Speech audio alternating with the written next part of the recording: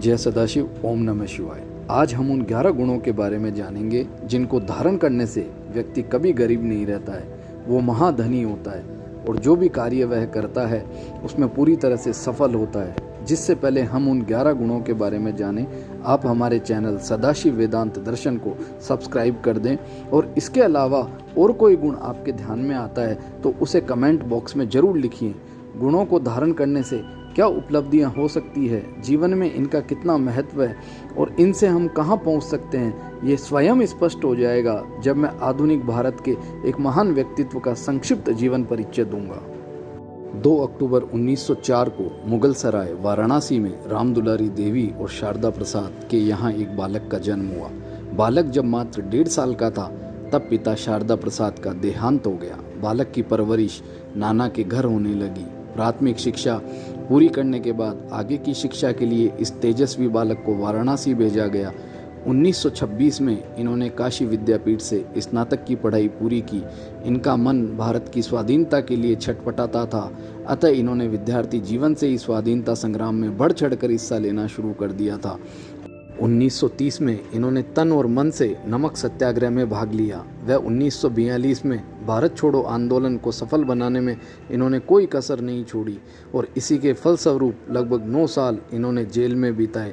Jail में इनका अधिकांश समय पुस्तकों को पढ़ने में व महापुरुषों की जीवन गाथा को पढ़ने में ही बीता और इन्होंने महापुरुषों के अद्भुत गुणों को जेल के रहने के दौरान ही अपने भीतर धारण कर लिया।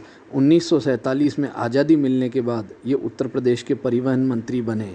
हम बात कर रहे हैं भारत के महान प्रधानमंत्री लाल बहादुर शास्त्री की।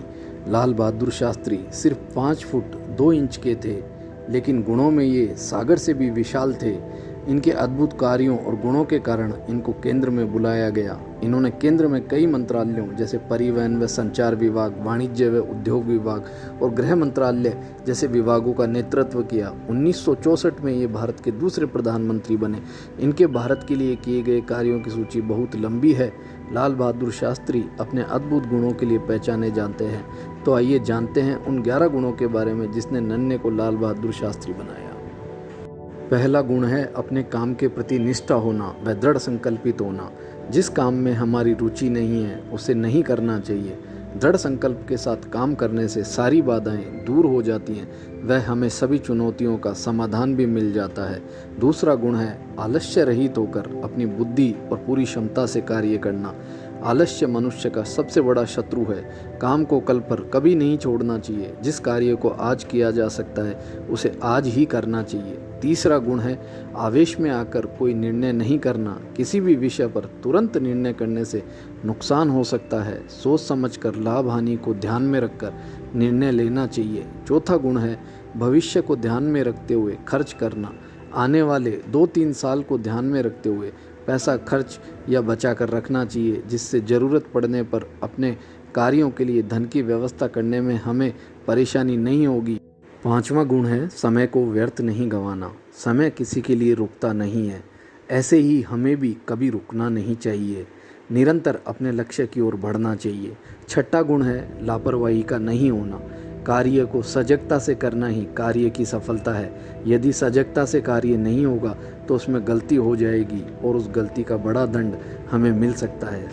7वां गुण है बिना पूछे दूसरों के विषय में बात नहीं करना व बिना मांगे सलाह नहीं देना। यदि हम बिना मांगे किसी को सलाह देते हैं या दूसरे के विषय में अनावश्यक बातें करते हैं तो इससे हमारा अपमान हो सकता है व लोग हमें हल्के में लेने लगते हैं। 8वां गुण है मन को हमेशा वश में रखना। मन को वश में रखने वाले लोग लाखों मुसीबतों से बचे रहते हैं। मन को वश में रखने का मतलब है लोभ, क्रोध व भय जैसे दोषों से दूर रहना। यदि किसी पार्टी में जाएं और ज़्यादा खा लें तो पेट में तकलीफ हो जाती है। ऐसे ही सांसारिक जीवन में लोभ, क्रोध व भय जैसे दोषों से व्यक्ति बड़ी मुसीबत में पड़ सकता है। 9वां गुण है विपदा आने पर भी संयम नहीं खोना, बल्कि सावधानी के साथ कर्म करना, दुख सह लेना और मन को शांत रखने से हमेशा जीत होती है। 10वां गुण है मन में कभी भी शक की भावना नहीं रखना।